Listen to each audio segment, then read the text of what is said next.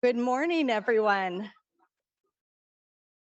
Good morning. There is quite a buzz in this room. It is really exciting to be launching our new year of Grand Rounds. I'm Becky Blankenberg. I'm the Associate Chair of Education in Pediatrics and the Assistant Dean of Graduate Medical Education, and really excited to welcome you all here to our 10th Annual Medical Education Forum. We have a few announcements before I announce the exciting day. So first, we'd like to acknowledge the land that we are on. We recognize that Stanford sits on the ancestral land of the Muwekma Ohlone tribe. This land was and continues to be of great importance to the Ohlone people. Consistent with our values of community and inclusion, we have a responsibility to acknowledge, honor, and make visible the university's relationship with the Native peoples. We're really excited about our upcoming grand rounds. There are many here that you can read through. One I'd really like to highlight is our next week is our special Kretschmer lecture, and Dr. Bond is coming to speak on academic activism, choosing the right place and the right time. And he'll be here for a few days teaching all of us. And then we want to introduce you to and remind you of our Engage series. This is our professional development series for faculty, fellows, staff. We have 4 different series now. So we have our medical education teaching fundamentals series, we have our leadership series, our educational scholarship, and we have a new series on career development. So we welcome you to come to any and all of them. And then finally, I want to recognize that on Monday, September 12th, we're having a special session on seminal issues in Asian health and collaborative opportunities. So today, I am so honored to be here with you to celebrate our 10th annual Medical Education Forum. And last night we had a wonderful dinner with our speakers, who I'm so grateful are here. And we had a conversation about how did this start? And this really started 10 years ago with a recognition that at the start of the academic year, each year, we wanted to take time to pause and reflect and really focus on medical education and how we are teaching, to challenge our thoughts about how we are learning and how we all are learning as a community, and to really bring in new ideas and ways of thinking. And so this medical education forum started for all of us to be able to continue to learn together as we hopefully do all year long, but to particularly remind ourselves at the start of each academic year about how much we care about this. There's a few people I would really like to thank for making this possible today. First is our chair, Mary Leonard, who has just been a phenomenal advocate for medical education. She has been a staunch supporter, both a generous supporter financially and with her time. She always talks about the students, residents, fellows, postdocs really being the gems of the work that she gets to do, of how she gets to learn. I personally got to see Mary attend on nephrology rounds and teach on the whiteboard and learn from her students and residents and fellows. And so a huge thanks to Mary Leonard. Second, I would be really remiss not to honor 3 medical educators who really make everything we do within the Office of Pediatric Education possible. I would like to honor Serena Tom, who is our Manager of Educational Operations, Ingrid Garnica, who is our Coordinator of Educational Operations, and then Allison Guerin, our Senior Director of Education and Diversity, Equity, and Inclusion. I'm wondering if you could please stand up so we can really thank you. They have made this day possible, all of the planning, all of the great ideas and vision, and I am so thankful to you. So, and then third, I really want to thank our speakers who have come from all over the country. Already, you've gotten us thinking in new ways and brainstorming how we're going to apply this, and I'm very excited that you're going to get to learn from them today and continue to learn together. So, and we will introduce each of them as they're about to speak. And then fourth, I'm just so grateful for this community. We have an amazing community here at Stanford. I have been so thankful to have educators across Stanford School of Medicine, across the Stanford campus, who continue to think and innovate and question and wonder if there's a better way of doing things. So thank you for being here. Thank you for continuing to push us to do better. Thank you to our learners who continue to push us to do better. And ultimately remembering that this is so we take better care of our patients, our families, our communities, and really the world of patients and people out there. So with all that said, it is my true pleasure to introduce Dr. Ben Kinnear. Oh, sorry, my slides. I get very excited about these things. Let me tell you about the day. All right, today we are going to have an amazing keynote, which I will tell you about in a moment. And then we're going to have 2 sets of workshops. And let me tell you really quick about these workshops. We have an incredible workshop like a fly in the buttermilk, how to foster cross-cultural and racial connections and mentoring relationships. And concurrent with that is a second workshop on learning culture by design, fostering reflective practitioners. And then our second set of workshops are harnessing coaching to promote growth mindset and maximizing retention through evidence-based learning. So if you're not here already, come in. I know a lot of people are on Zoom. If you're here, we're looking forward to having you stay and participate in these workshops. There is a conference Padlet for anyone to be able to access the conference materials and to be able to give us your feedback and evaluation at the end of the conference. And then if you would like to claim CME and MOC2, we are offering those. And that's all that information is at the check-in and sign-in. All right, now I get to introduce Ben Kinnear. So it is my true honor to introduce Dr. Ben Kinnear, who's just a renowned educator.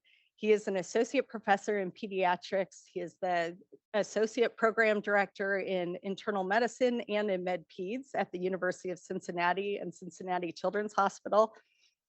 He has a long history of learning.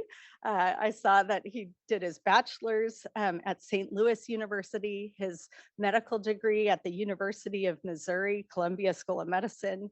He did his med peds residency and chief residency at Cincinnati Children's and University of Cincinnati.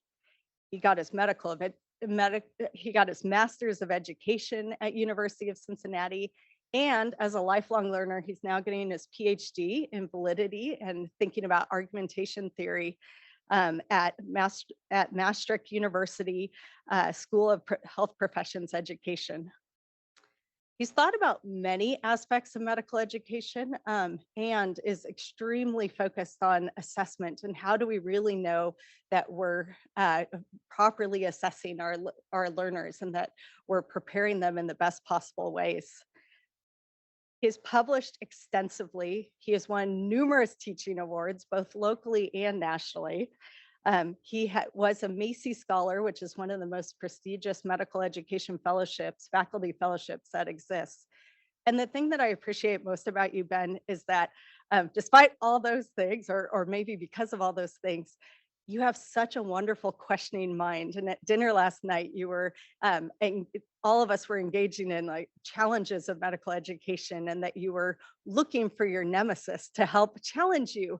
And I think really great scholars are willing to really invite others in to challenge the way we're thinking and to stretch the way we're thinking. And so to me, that is that curiosity and that willingness to question dogma is such an incredible skill. So we're so thrilled to have you here today. And with no further ado, I'd like to introduce Dr. Ben Kinnear. Thank you so much. Dr. Blankenberg, thank you for such an amazing introduction. Nothing revs up one's imposter syndrome quite like a kind introduction. I was looking for my nemesis last night. Somebody said they had a nemesis, and I said, I would love a nemesis. So if any of you are looking for a nemesis, I'm a good one to have. And the last comment I'll make is whenever Becky said, he's been learning for a long time, I think that's just code that I'm getting old, which might be true. All right, well, good morning. I am so excited to be here with you today. I've never been to the Bay Area. And I have to say, as somebody who's never been here, in Cincinnati, we look at Stanford really as like the leader in medical education because you have thought leaders, you have research leaders, you have coaching and mentoring leaders. And when I say leaders, I mean like nationally known people. And so to come here and to have some of these discussions and meet some of you is a real treat. I'm super, super excited. And you might say, this guy seems excited, but his topic looks a little like a bummer. And I hope it's not a bummer. It's not meant to be a bummer. So in fact, I think maybe the first thing we should do is tell you how this talk came to be. And so what I want to acknowledge is this talk is actually a variation and an evolution of a workshop that I gave with some of my colleagues a few years ago at an international medical education conference. And we developed it because we were angry and we were frustrated with some of the things that we saw happening. And we were trying to build a burning platform for change. We weren't just trying to complain. We were trying to get people to care enough to jump in with us and do something different. If any of you have ever done change management, you know, unless you tell a story that gets people upset, people are not going to help out and join you. So that's what we were doing. We made a list of all the things that made us frustrated. And so I adapted it to bring to you today. Even though the list is much longer than 10, I chose 10 just to fit within the time and to have this discussion with you. I didn't want you to think I'm like an education nihilist who thinks education doesn't matter. In fact, the opposite. I think medical education is maybe one of the most powerful tools we have to improve the healthcare of our patients. I think it's not the only solution, but I think it has to be part of the solution. So I want this to be a hopeful talk, not a downer of a talk. Now, another thing I want to put out there is people have said harms is a really harsh word, kind of harsh, and it almost sounds like it's intentional. And I'm using harms in a very broad sense. So I have a clip of, I'm doing that well. I have a clip that, as I was going through some old photos, made me think about what do I mean in terms of harms. So this is actually my beautiful wife, Maya, and my 2 children playing at a park in Cincinnati. I still remember this day, even though it was like 3 years ago, because it was so perfect. You know those perfect days where you can still remember it and you wish you could go back there? And my youngest daughter, Mila, is trying to climb this hill. She's doing her best. And to me, when I think of harms, I think of trying, you know, our learners, whether it's medical students, residents, fellows, even faculty, trying to climb the hill of gaining competence or building a professional identity. And as programs and systems, we are trying to help them along without doing it for them. So what you see here is my wife is like trying to support my daughter while she's trying to figure it out. And she's, you know, kind of grabbing her butt cheek and kind of moving her leg and like, you know, doing her best, right? We're doing our best. And in the end, unfortunately, my daughter didn't quite make it. And this is one kind of way when I say harms, I mean, when our systems are doing our best, but we're not set up for success. And then that's just what happens, right? So it's not an intentional thing. It's just the way things are set up and can we do better? But there are some harms, I think, that are a little bit like this, where we're just putting our learner's face right in the AstroTurf. So I'm going to talk about both kinds of harms today, all right?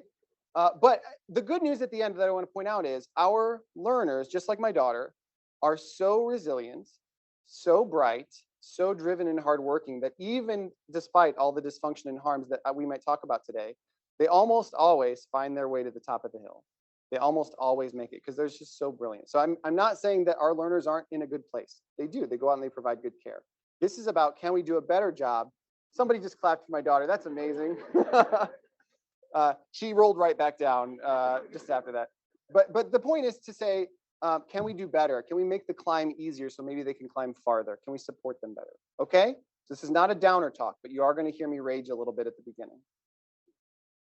I only have these disclosures. There's a couple of education grants that I'm part of, and I'll reference some of that work, so I want to be upfront about that. And here are my objectives. If I can get you to just think about and identify harms that you see in medical education, even if they're different than the ones I talk about, I think that's a win, because then you can build your own burning platforms. And then make sure that you link those burning platforms to change, because otherwise you're just complaining, and that doesn't help anybody. Here are the harms I chose to bring to you today. I'm not going to read them for you, because we're going to go through them one by one. I'm going to spend a couple of slides on each one saying why I think it was a harm, why my colleagues thought it was a harm, and kind of laying it out for you. And then we're going to take a pause in the middle. And I'm going to ask you to look to the person next to you and talk about which of these harms resonated with you the most, or maybe made you the most angry, or which harms are missing that you think should be up here. So I want you to take that moment of reflection in the middle. And then, so we don't end on a dour note, the second half of this talk, I'm going to shift and I'm going to talk about what did we try to do in Cincinnati to mitigate some of these harms? Not saying that Cincinnati got it right, but just as an example of, if you're going to build a burning platform, you better do something with it. Okay, that's what we're going to do. Are you ready? Ready to hear me go off? Okay. So first one, education harms learners when it fails to connect education with clinical outcomes. You know, we spend so much time at the bedside with our learners. We watch them giving care. In fact, on a lot of our clinical teams, they're the ones providing most of the care. And then we give these ratings about how we think they do. But in reality, we don't know the quality of care that they deliver, and nor do they. It's so siloed and it's opaque and it's really hard to tease out. And as a result, our learners believe that they're not responsible for care outcomes. Now, I don't mean that they don't think what they do matters. Although interestingly, we're doing a qualitative study in Cincinnati right now, and they kind of don't know if what they do matters because they don't see care outcomes. But what I mean is, when we talk about care on a broader sense, do you think your learners look at these kind of things, like the hospital, infection rates or mortality rates, all these things, and feel connected to that? In Cincinnati, they don't. And in a lot of the places I visit, they don't, because they don't see the outcomes of their care. And when they hear about disparities in care, I think a lot of our learners say, yeah, I believe there are disparities in care. Do you think they personally feel attached to that? I don't think they do, because they do not see the outcomes of their care. And we don't know them either. And this is even more important in terms of accountability to the public, because the patterns and quality of training become the patterns and quality of physicians after training. There are so many studies that are popping up that show, whether you're talking about obstetrical outcomes, surgical outcomes, patient-centeredness, high-value care, the type of care you learn to deliver during training will follow you for decades out into practice. We are imprinting on our learners. And the problem is, we don't know what we're imprinting. We don't know what kind of care they're taking out, and neither do they. We need to get rid of this kind of disconnect and this siloing. Education harms learners when it promotes poor learning strategies. How many of you, when you started your journey in medical education, somebody sat you down and said, how do you learn? Do you know the best strategies to learn? What's most effective? Maybe that happened here because this is an amazing place. Didn't happen in Cincinnati. Doesn't happen most places I go, and I'm not alone. When you go into the literature across health professions, whether it's learners or whether it's faculty, people don't know what the best strategies to learn are. They never teach us. And this is really hard because, number one, there's a lot to learn. And number one, we forget a lot. Have you all ever seen this curve before? The Ebbinghaus forgetting curve? If you haven't seen it, it's a famous curve that people reference a lot because it's so ridiculous, but it's true. It was actually put out in 1885 by a guy named Hermann Ebbinghaus. Published a paper by memorizing a list of words and then saying, how long can I remember that list of words? It was much easier to get published in 1885. I would have an amazing CV if I could do studies like this. But what you can see is, I'm going to check out this amazing pointer. Does it work? Oh, it does. Look at that. You can see after 1 hour, he remembered less than 50% of the words. And at a month out, he was almost at 20%. Now, this just wasn't old Herman. This has been reproduced over and over and over again. We are built to forget. And that's okay. Well, if you come to my workshop later, you'll see that's actually part of learning. But the problem is, there are strategies that you can employ in your learning to more efficiently learn and to hang on to it longer, so that learning doesn't look like this, just putting sand into a sieve. This is also my daughter. This is the daughter that got her face smashed into the turf. I don't know if this and that are related, but when we promote poor learning strategies, our learners waste precious time on their learning when they could spend their time better. The next harm, education harms learners when it provides perverse incentives, grades over growth. I want all of you who are physicians, or even not, if you're a different health professional, the first time you were on your clinical clerkship, what was your number one goal when you walked onto the wards? Probably to perform, to get great, to get honors, right? Yes, you wanted to take good care of patients. Yes, you wanted to learn, but your number one goal was to get honors. Why? Because so much of your life depended on getting honors and getting a letter, right? It was so important. It depends on what kind of physician can you be? Where do you spend the next several years of your life? It was really hard. And what happens when we put this performative pressure on our learners, they snap into a fixed mindset. I know there's a session later today on coaching for growth mindset. I think that's one of the most important things we can do for our learners, is to try to get them out of this fixed mindset. And if you're not familiar with it, A fixed mindset is where failure is a threat. A failure is terrible. And so what you do is you put on a cloak of competence. You always try to look smart. You're not curious. You don't take chances with your learning. You don't push yourself because the goal is just to look as smart as possible. And feedback is a threat rather than an opportunity. The problem is so many of our systems in medical education push us toward fixed mindset and really harm our learners. Education harms learners when we lack a cohesive assessment and coaching strategy. It's interesting. It's really hard to do good assessment. It's really, really hard. But it might be one of the most important things we can do because we cannot self-assess. Have any of you ever heard of the Dunning-Kruger effect or the Kruger-Dunning effect? If you've never actually seen the data, this is what it looks like. It's kind of funny. This is checking lots of people across multiple different domains. And what you'll see here is whether it's humor, reasoning ability, or grammar, obviously there's a spectrum, right? There's the lowest quartile and the highest quartile. That's what you're seeing in those light lines there. But the dark lines are the self-perceived performance. And everybody thinks they're just above average. If you ask people about driving, everybody thinks they're about average or just above average, and everybody else is a bad driver. But it's not true. We stink at self-assessment. And if you think that we're immune because we're highly educated physicians, you're wrong. Because when you look in the physician literature, the preponderance of evidence suggests that we have a limited ability to accurately self-assess. So if we don't have robust assessment systems and coaching programs to help our learners internalize that, then our learners are unaware of their weaknesses. And just as importantly, they're unaware of their strengths. Because I think we focus on weaknesses because we think that's a highest risk thing. But I think it's also terrible if our learners don't know what they're great at, because it's important to celebrate your strengths and it's important to share your strengths. Education harms learners when it teaches them to solve only the problems that they see. This one might be the hardest one to explain, but let me try. The way that our clinical education is set up, it's like an apprenticeship model. You go onto the wards or you go into clinic and you watch people take care of different conditions and different patients, and then you kind of build a model in your head around how you're going to handle those situations in the future. And one of the problems is so often in medical education, we don't take the time to give our learners the metacognitive tools to say, how will I handle a different situation in the future that is related to this, but somewhat different? And what you end up getting is a bit of a hammer and nail phenomenon, where every patient with bronchiolitis that I see in the future, I'm only going to try to relate it to what I've seen in the past. And it's so important that we slow down and give our learners these metacognitive tools in a deliberate way so that they can have adaptive expertise, so that they know when it can be routine care, it's a routine bronchiolitis patient, or when they need to slow down and say, this is something different, and how do I reason my way through it and close my knowledge or skill gaps to help take care of this patient? And so as a result of not teaching them that metacognitive skill, our learners struggle to solve novel problems of the future. Education harms learners when it stresses only personal resiliency in the face of system-level dysfunction.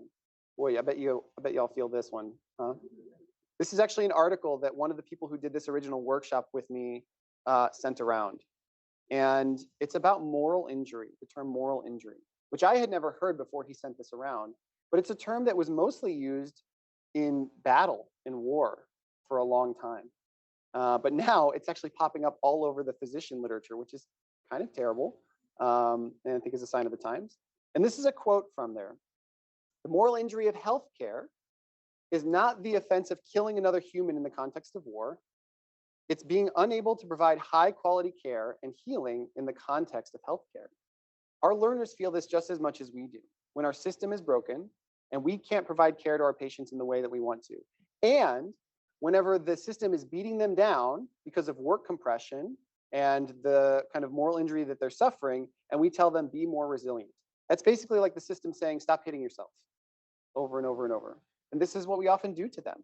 And having a conversation with learners to say, hey, we need to make it a both and, it needs to be both personal resiliency and fixing the system, is really hard, because as soon as you say personal resilience, they say, you're putting this on me. And as a result, our learners burn out and blame themselves. Our education harms learners when we perpetuate inequitable learner assessment. Assessment is what I nerd out about most of my time. I love assessment. And really, it doesn't matter what kind of assessment you look at. It can be quantitative ratings. It could be narrative we write. It can be standardized test scores or OSCEs. There is bias and inequity woven throughout almost all of it. You can't really get away from it. And there's a lot that's been written about identifying it, which I think is a good first step. There's not a whole lot out there that I have found that tells us what to do about it. And this is a huge problem. And as a result, our learners are systematically disadvantaged and they lose trust. And this disadvantagement follows them all the way through the rest of their careers. All the way through, people are disadvantaged and their career tracks are changed. And it disadvantages our patients because we know that a diverse workforce and diverse leadership is good for the diversity of our patients. So this is a harm not just to our learners, but also to our patients. Education harms learners when it takes a one-size-fits-all curricular approach. This is like one of my personal soapboxes. When you think about how we structure medical education, a lot of people go all the way back to the Flexner report. I'm sure many of you have heard of the Flexner report. This is from back in 1910, 112 years ago. And this gentleman named Abraham Flexner was charged by the Carnegie Foundation to go do a survey of North American medical training institutions. And they wanted him to compare, to not just survey what they're doing, but to compare it to what a 1905 standard that had been set by what eventually became the AAMC. So old Abraham went around and looked at all these institutions and he rendered his judgment about how these schools were doing. He found many of them weren't doing great.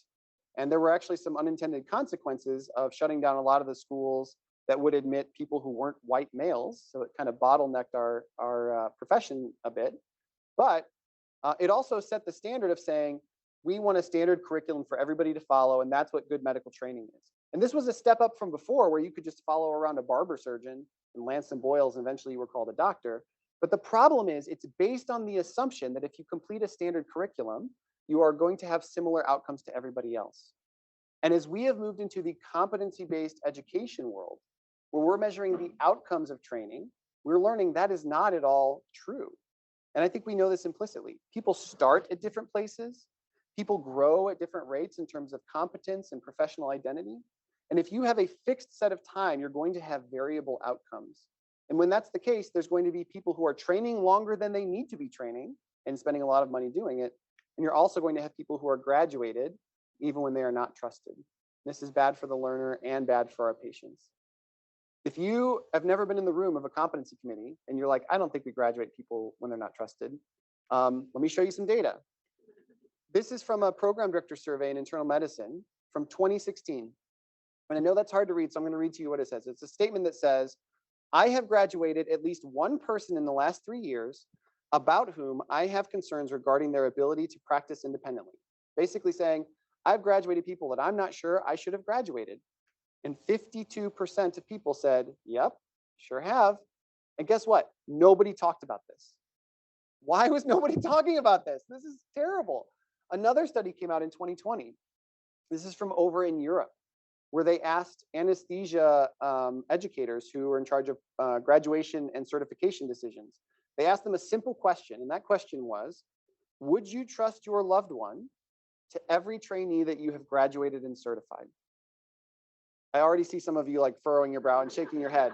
And 40% said no, and even more said they were unsure. What kind of baloney is this? Why would you graduate somebody? That's like being at the airport and seeing a Delta trainer, and they're like, yeah, you go on that plane. I'm not going to go on that plane. I know that train. But you go on that plane. That's what we're doing. This made me so angry when I saw it. And so I did what any good scientist would do. I went to Twitter and I repeated it myself because I thought maybe this is just anesthesia in Europe. And again, 50% of people said, no, I don't trust everybody I graduate. And even more pled the fifth. This is unfair to our learners and definitely unfair to our patients. And it's probably why, if you notice, when physicians go looking for a doctor, what do?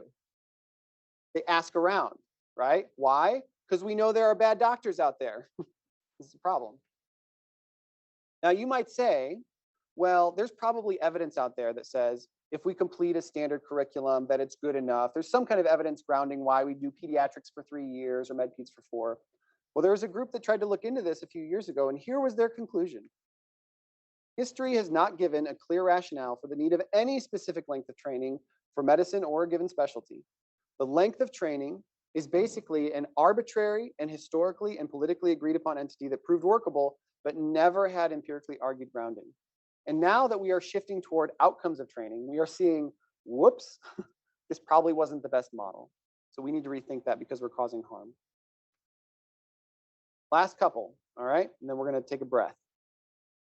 Education harms learners when it perpetuates cynical humor. I love humor. I love puns. I tell lots of dad jokes. I think humor is a very adaptive response to the moral injury we just talked about. So I'm not saying don't use humor. And I'm not even saying don't use gallows humor.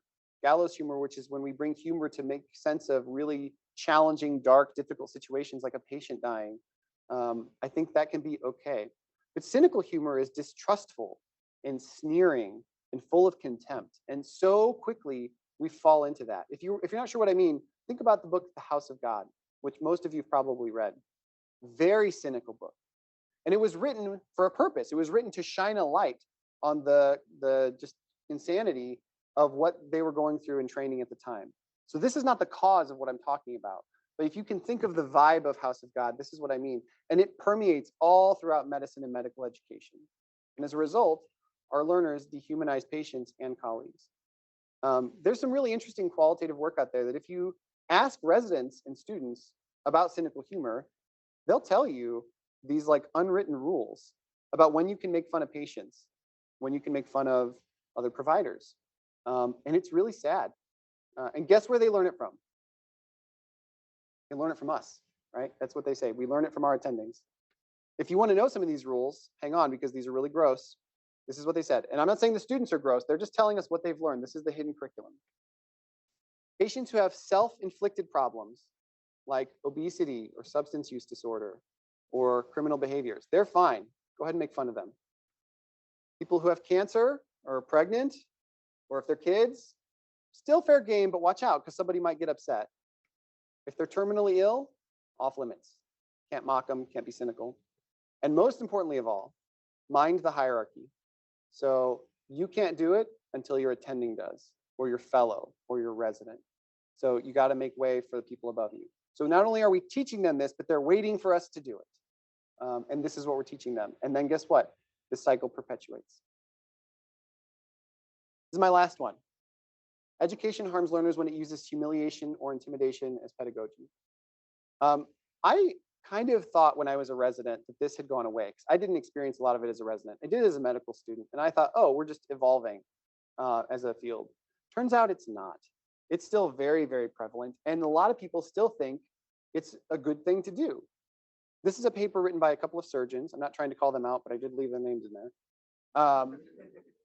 And in this, they write about what it was like when they were in training. And they even use the analogy in very vivid terms about being mowed down by a machine gun on a battlefield. That's what it felt like to be questioned by their attending the way that they did it. And then they say, they're like, it's awful. There's dead bodies everywhere. And then they say, but it was probably good for us. It's like a vaccine where it hurts when you get it, but it's good for me in the long term. It's like, what? That is insane. And the term I would put to this is something that Dr. Eric Holmbo at the ACGME calls nostalgiitis imperfecta profunda, which is the good old days syndrome, right? They probably think this, they look back fondly on it now. It was terrible at the time. And they think, well, it worked for me. I'm successful now, so it's probably good. There is no evidence that teaching in this way actually promotes learning. And there is evidence of harm, and it's something that we should stop. When you ask our learners about it, they say, oh yeah, it happens all the time. And when you ask them how it makes them feel, they feel shame, they feel intimidation, they feel fear. Some of them wish they hadn't gone into medicine because of it. But then do you know what else they say? They say, but it's probably good for me because otherwise, why would they do it to me? This has got to be good learning. They're preparing me for the future. And so what happens is they adopt these practices as teachers as well. And that's how it gets perpetuated on down the line. If you want to see just a snapshot of how bad this can be, there are some interesting qualitative studies where they ask residents, I'm sorry, these were medical students, how do you feel when this happens to you? Don't tell us, draw it for us. And this is what they drew. Under a microscope, being run over by a truck, set on fire, getting ready to be bludgeoned by, I think that's a wrench. I've never bludgeoned somebody. Do you use a wrench to bludgeon? It's a small wrench. But kind of funny, but also really sad. Here's another one. This is maybe my favorite. That's the chief resident with the horns. Sorry, chiefs, if you're here. And the chief says, shut up, you maggots. Tell me about this patient transfer. Speak up, intern. And what you can see is this person down here, their knees are shaking. And this person's standing in a puddle. In case you weren't sure, they wrote, yep, that's pee. So this is how they feel. So on top of the moral injury of working in a dysfunctional system, we're doing this to them. without real benefit, at least benefit that I've ever seen. And I just went through all the literature. I couldn't find anything. So that was my rant. Those are just some of the things that make us angry in Cincinnati. There were actually several more that, again, I left out of here because of time's sake. So what I want to do is a palate cleanser. I want you to turn to the person next to you. I'm going to put a timer on. I'm going to give you 2 minutes. I want you to talk about which of these harms really resonated with you, really made you angry, or you're like, oh yeah, that's a problem. Or which of these harms are you like, I actually don't think that's a harm at all. Or which harm did we leave off that you think is most important that should be on there? I want to give you time to think about that and talk to the people at your tables. Go ahead. I really hate to interrupt. I love the conversation that's happening. I see lots of really engaged conversations. Maybe we should just let it go. That'd be kind of easy for me. I just walk off. But I feel like I should finish. So I hope did any of this resonate with you all? Did any of it make you angry? Good. I wanted to make you a little upset or a little angry. And I would love after this, if you have other thoughts about these or other things where you're like, how could you not put this up there? That's really frustrating. I'd love to hear it. Come talk to me. Come get angry with me. As long as we can be angry constructive and not angry destructive. So what I'm going to do now for this last little bit is talk about some of the ways we tried to mitigate it in Cincinnati. Again, not because I'm holding Cincinnati up as an exemplar, but because that's the water in which I swim. And maybe you've already mitigated some of these harms. And I would love to hear how you did it. So email me or let's talk after, because I want to do better where I'm at too. All right, so this first harm, where we don't connect education with clinical outcomes. This started bothering us years ago. And we have the advantage in Cincinnati, our internal medicine residents do something called an ambulatory long block, where they spend an entire year embedded in a clinical practice, spending most of their time in clinic rather than the wards with the same staff, the same patient panel, the same faculty. And we actually track their clinical outcomes. And what you'll see in this line here is all the clinical measures. I'm still learning the hang of this. All the measures right here. They have a target performance that's set by either the residency or the system, whether they are there or not. And then we realize that you're not always in control of that, because sometimes your patient panel that you inherit just maybe isn't up to date on their colon cancer screening or whatever. So then we say, can you at least improve things by 2%? And so we say, did you either hit the goal or improve things by 2%? And we're looking for yeses over here. So these residents who are embedded in the clinical practice, seeing these patients, doing population health management, get to see what happens over a year of time when they're really embedded in practice. It's really phenomenal. And we actually let them have agency over which measures we follow. Every year we do something called Defense of the Measures, which is one of our most popular conferences. All of our residents, all of our clinic staff, all of our faculty come together and we debate these measures and we say, are these measures still relevant? Is the operational definition still right, or have the guidelines changed? Is there anything that's missing? And so we let our residents say, what are we going to follow in terms of their clinical outcomes? Now, this is obviously not perfect, right? The attribution of each one of these measures is not perfect to the resident, even with high continuity of care. So we don't use it for high summative decisions, but it's still really important for our learners to say, these are my care outcomes, and to take ownership of the care that they deliver. Now, in the inpatient space, it's been a little trickier for us because it's more transient, right? You're only on for 2 weeks or 4 weeks, at least in our shop. And it's much more team-based in the sense of you're like working with the senior resident and the intern and the attending and the nurse, and everybody's kind of in there with their hands on the care.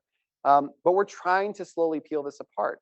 And we've adopted an approach that was put forth by Dan Schumacher, who's actually a peds emergency medicine doc, called resident sensitive quality measures.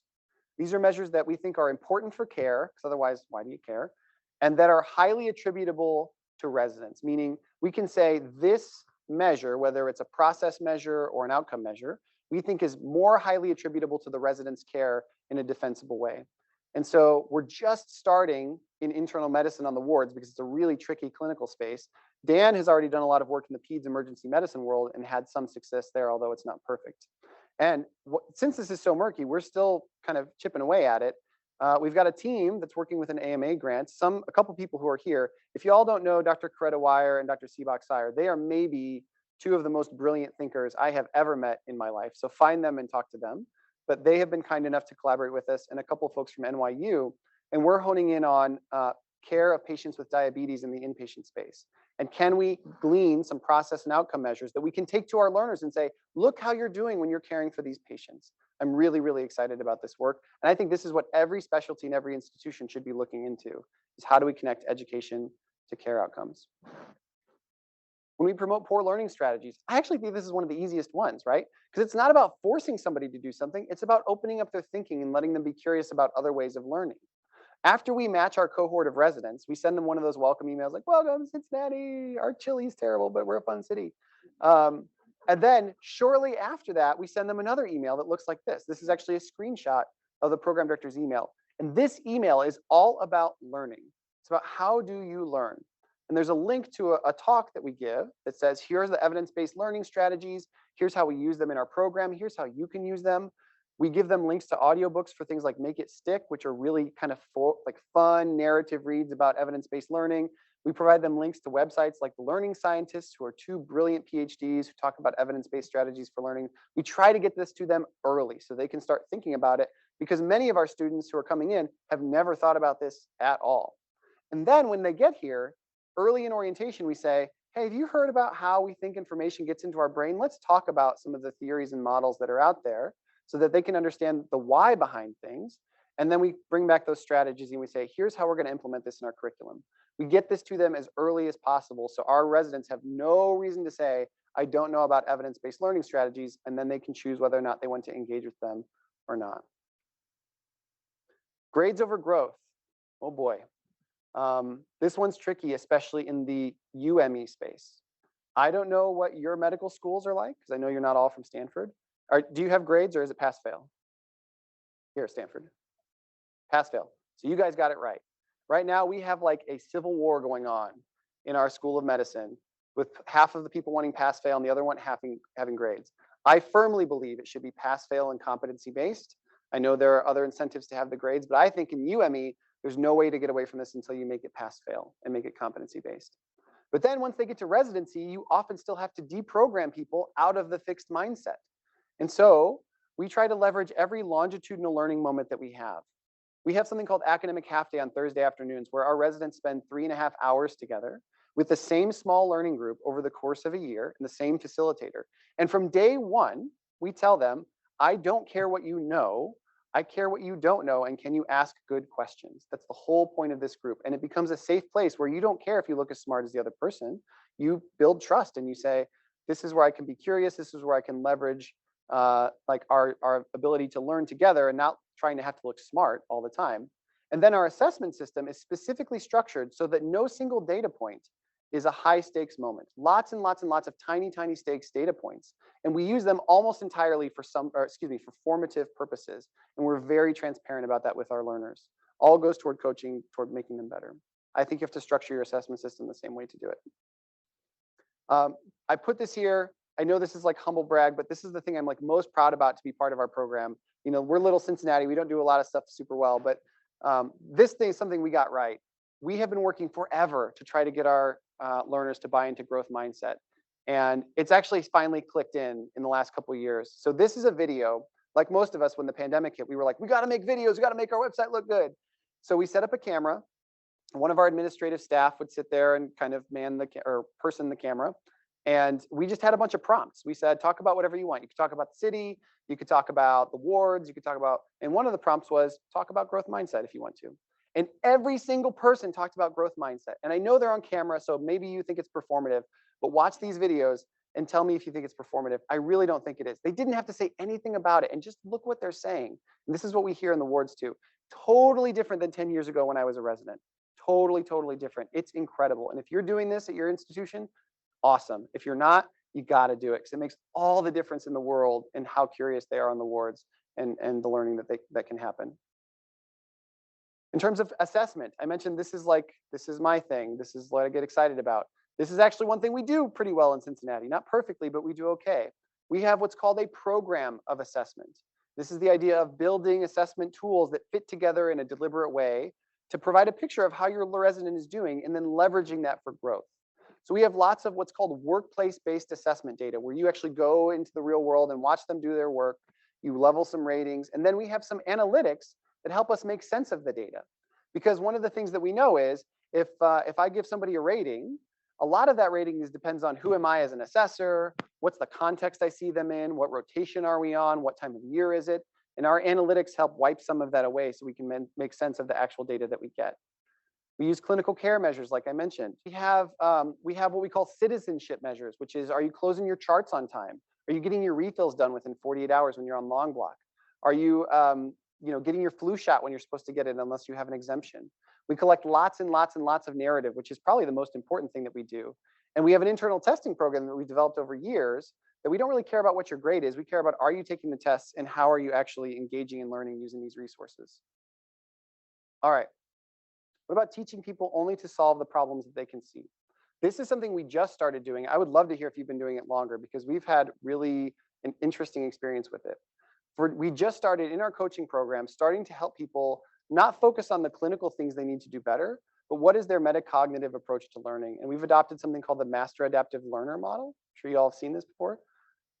Basically, it's like a plan, do, study, act cycle of how you learn. So when you're in those moments of novelty, when you encounter that bronchiolitis patient that's just not quite right, not like the ones you've seen before, or that pancreatitis patient that you're not sure, or that person who needs a vaccination and you don't know if it's an exemption or not, how do you plan your learning? How do you make your questions and prioritize what you need to learn? How do you use evidence-based learning strategies to close that gap, or your assessment system to see if you're doing better?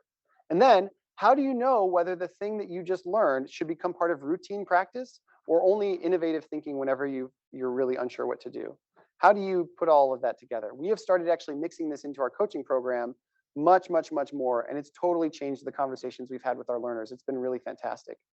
And we ask our learners, hey, are you having trouble doing this? Because this takes a lot of energy.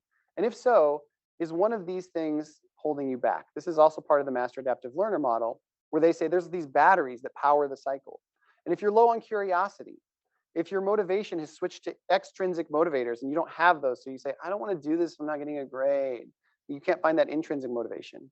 Or you've gone into a fixed mindset, or the system is really beating you down. Can we talk about that? And how do we get back to where you have the energy to do this deliberate learning? So our coaching conversations have switched from coaching competence as clinicians to coaching competence and identity as learners, which is totally different for us. It's going from what to how. If we can teach them the how, they can find the what themselves. So I really think this metacognitive thing is just like something that was totally lacking for most medical education programs, and it's got to be behind everything that we do. What about resilience and burnout?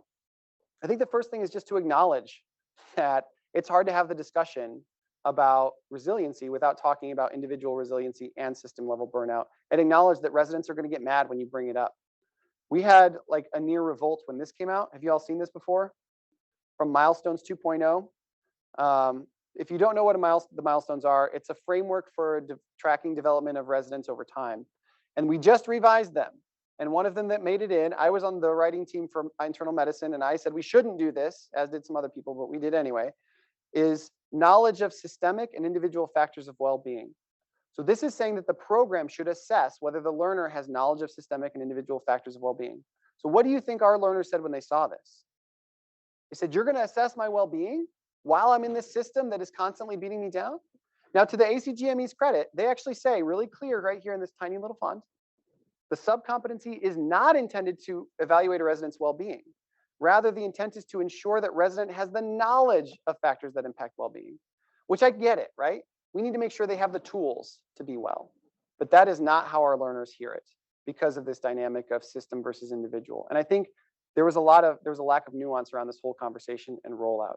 And I think acknowledging that, getting that on the table, letting people vent their frustration is the first step. But then the second step is to engage learners in the improvement process. Not make them do it, but to say, we hear you, the system is broken. We're going to try to fix it as best we can. And we want to invite you, if you want to help us fix it. So every year in Cincinnati, we have a list of improvement groups. And we say, come join us. Here's the faculty that'll be working on it. If you're passionate about it, join on. This is maybe the most successful thing we do every year. In fact, I got this text. This is no joke. The day I left to come here, I got this text from one of our residents. This is not at all staged. They said, we just had the MICU improvement group, and it was even more impressive than I expected. Drew, who is the chief who ran it, is a rock star. I'm not part of the MICU improvement group. They just texted this to me. And I said, yes, totally agree. Glad it was generative. Thank you for donating your time. And she wrote back, of course, if we're going to ask for change, putting in time to help is the bare minimum we can do. She didn't have to do that, but the invitation and then being transparent about the changes that you're making show people that you are working on the systems changes and not just saying, this is on you. I think that's the conversation that you have to have. Inequitable learner assessment. Catherine Lucy has called this a wicked problem because I don't think there is an answer. I haven't seen an answer so far. But in this paper, if you have a chance to read it, they talk about some things that are really helpful. In general, like using criterion-based assessment, using quantitative and qualitative, getting lots of different assessors to assess your learners. I think those are all really important for high quality assessment in general. But I think there are some other things we could consider too, like bias training, which is probably not sufficient, but probably like bare minimum required to have these reflective conversations. I don't think you can debias somebody. I really don't. Maybe I'm wrong. It's not my field of expertise. I haven't seen good evidence about it, but I think it's important to have these discussions to start. Then we got to get better diversity of our assessors, which in Cincinnati is really challenging. I'm sure it's challenging other places too. And then we're starting to play with this idea of using learning analytics to try to identify where bias is taking place. Can we see evidence of bias using that same analytics that I was telling you before, and even using natural language processing to say, when do we see gendered language? When do we see language that is biased against somebody because of their ability or their race or their ethnicity or where they trained? Then the last thing is, again, I mentioned using care measures in assessment. Let's just take the assessors out of it. Wouldn't that be an interesting step? Now, I don't think we could say this is going to be the answer because people thought taking the assessors out of it using standardized tests was the answer, and that clearly didn't pan out. But I think this would be a step moving forward. Last couple, using a one-size-fits-all curricular approach. You probably get the underlying tone. I think we should have time variable training. There's a lot of challenges with that. Happy to talk with you about them because I've thought about them a lot. But we've been piloting it in Cincinnati, and we've had some really, really fascinating outcomes in terms of not just how has it impacted our learners, but how has it affected our competency committee and the threshold we set to move somebody forward. Punchline is it's a lot higher because we want to really be sure, because we are not just defaulting to some time-based thing where we say, oh, it's 36 months, we'll let you go even if we don't trust you. It doesn't happen anymore. And there are a lot of other places that are piloting this type of thing as well. Cynical humor. Oh man, this is tough. I don't think you can just stamp this out, and I don't think you should because people are going to roll their eyes at you. But I do think you need to provide healthy places to express healthy humor, humor built around empathy and humanizing patients. We do something called Finding Meaning in Medicine, which was an initiative from the Institute of Study of Health and Illness. I don't know if y'all have these sessions as well, but you share humanizing stories around patients, and we deliberately weave humor into it to get people laughing and modeling what does good generative humor look like. And we try to empower people when you're in clinical spaces that faculty are not. How do you address somebody when you hear this cruel, cynical humor? How do you diffuse that situation without alienating somebody? We make that a deliberate part of our curriculum. And the last thing, using humiliation or intimidation. This one is the easiest. Are you ready? Just be kind. Spread kindness, because it's super easy not to humiliate or intimidate someone. And it's hard. Sometimes hierarchy becomes transparent to us as we move up the hierarchy, but try not to lose sight of it. So these were the harms that we just went through. I hope, if nothing else, this talk has gotten you fired up about one of these harms or about something you've been thinking about. And I want you to go forward, and I want you to do something about it. And I want you, again, to remember that despite all these harms, these people are incredible, and they're doing incredible things, and they're providing incredible care. And medical education is doing a lot to help them, but we can do even better. Because imagine if, instead of promoting all these things with these harms, we helped learners become even more growth-oriented, informed, ready for practice, curious, accountable, supported, kind, adaptive, empathic change agents. That's what we try to get to. That's why we got all angry about this. And I think we can get there. So that's the end of my talk. This is the GIF I send my wife anytime we have a parenting fail. She loves it, and I'm sure she would be real excited to know that I'm sharing it with you, which she doesn't. But anyways, thank you for this. Thank you for having me, and I look forward to conversations with you afterwards. Thank you. But my question is, when I'm teaching, I like asking students a lot of questions, and I do sometimes put people on the spot. And I think most people roll with that and expect that that's just a part of learning, is they're going to ask questions, they have to answer them. And some people find that more intimidating than others.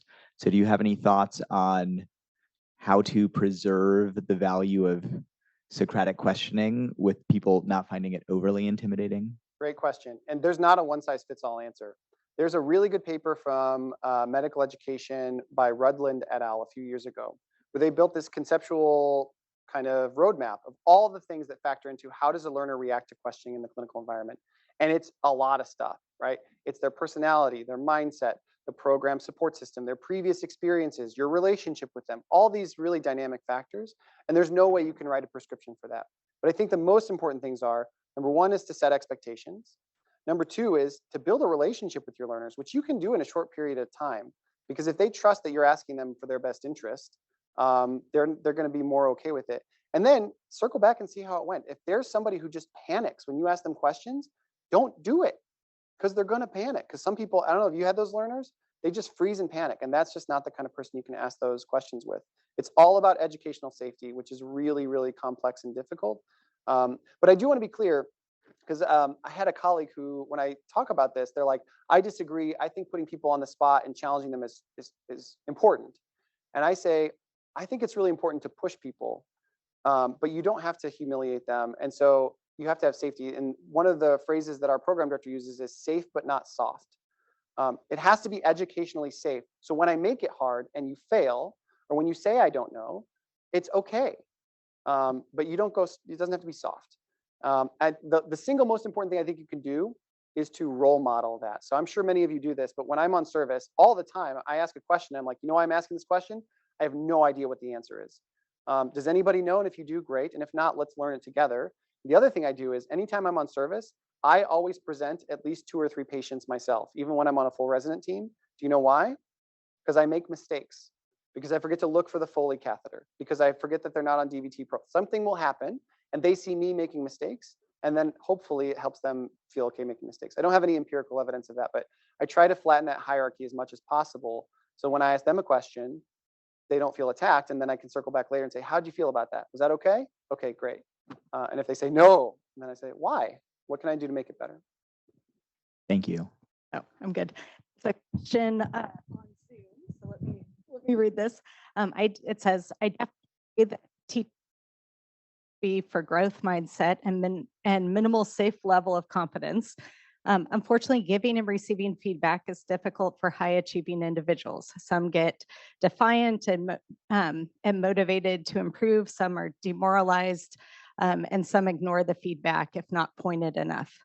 And really getting to the question of what should we be doing about this? Let me.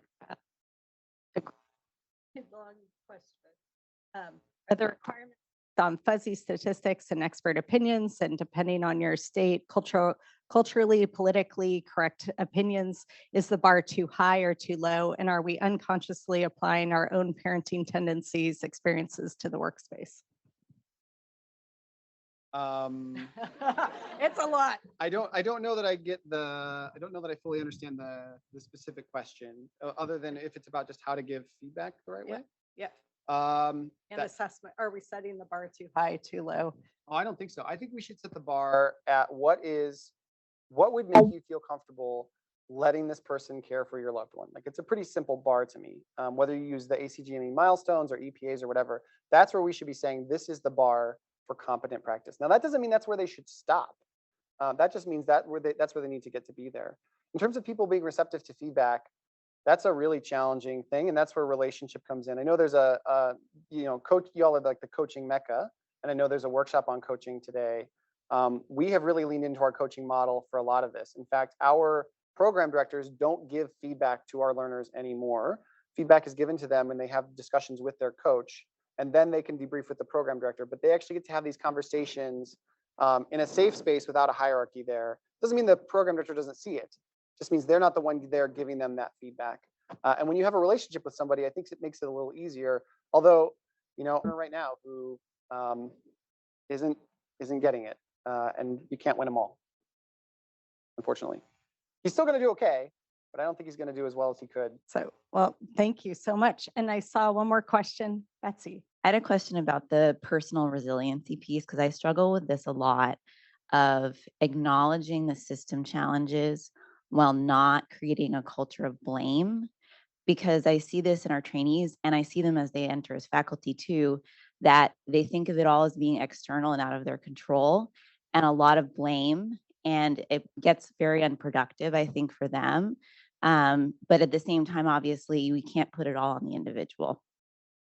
Yeah, I think a really good framework for thinking about this. Have y'all ever heard of the term polarity management? Polarity thinking. It's the idea that we often create false dichotomies, either or. And there are a lot of things that are actually a both and. And how do you have discussions around a both and? And I think this is the crux of the problem. It is definitely a both and. You should be able to have conversations around personal resilience skills, not only because it's something that we ought to do, but like it's genuinely going to benefit somebody to learn about personal resilience. And systems issues are a lot of what drive problems. Not for everybody, but for most. And so I think where we're really mostly failing is everyone sees it as an either or. And as soon as you have that conversation at all about personal resilience, a lot of learners get defensive, get angry, say you're blaming me. So I think before we even get into trying to improve resilience, we have to have that discussion and get that down first. And I think we have had more success starting every discussion with the system side of things, not exonerating people from any personal responsibility, but to say, boy, our systems, they're really, like we have a real problem in Cincinnati with work compression, with the way our flow is set up. So we say, we have a real problem with work compression, and here are the people that we're working with to make it better. And as you're in this system, how can we help you get through it even better? Let's talk about that. And they're a little bit less cynical about it when we take that approach. But again, we don't have like a perfect solution because these conversations still go sideways sometimes. But you got to get people thinking in the both and. Barry Johnson is the person who wrote the book Polarity Management. It's actually kind of a dry book, but the concepts are really, really good. And you can draw something called a polarity diagram, where you can try to leverage the upsides of both ends of a polarity and minimize the downsides. It's a good way of thinking about it. Really, really excited about the as well.